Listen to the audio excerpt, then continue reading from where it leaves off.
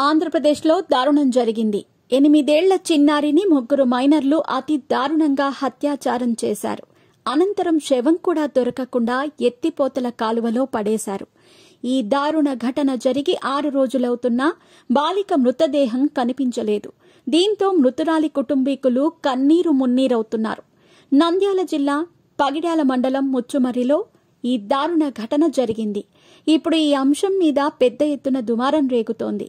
వివరాల్లోకి వెళితే, ముచ్చుమర్రి గ్రామానికి చెందిన సుజాత మద్దిలేటి దంపతులకు 2 కుమార్తెలు 1 కుమారుడు.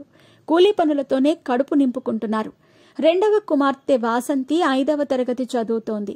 అయితే జూలై 7 ఆదివారం సెలవు కావటంతో ఉదయం ఆడుకుంటానని ఇంటికి దగ్గరలో ఉన్న పార్కులోకి వెళ్లింది.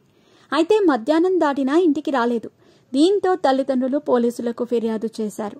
అనుమానం వచ్చిన 3 మైనర్ బాలులను తమదైన స్టైల్లో విచారించారు పోలీసులు. అప్పుడు కానీ సంచలన నిజాలు వెలుగులోకి రాలేదు.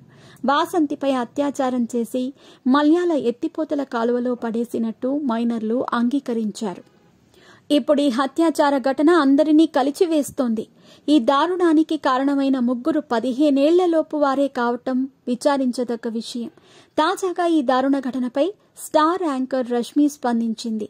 వాళ్లు పెద్దవాళ్లలా అత్యాచారం చేయగలిగితే శిక్ష కూడా పెద్దవాళ్లలాగే ఉండాలి. వాళ్లు చేసిన తప్పుకు ఏమాత్రం పశ్చాత్తాప పడటం లేదు. కాబట్టి వాళ్లు ఖచ్చితంగా మైనర్లైతే కాదు, మైనర్లనే నెపంతో వాళ్లు తక్కువ శిక్షతో బయటపడటం ఏమాత్రం కరెక్ట్ కాదు అని ట్వీట్ చేసింది రష్మి. ఈ పోస్టుకు AP CM Chandrababu Naidu, AP సీఎంఓను ట్యాగ్ చేసింది.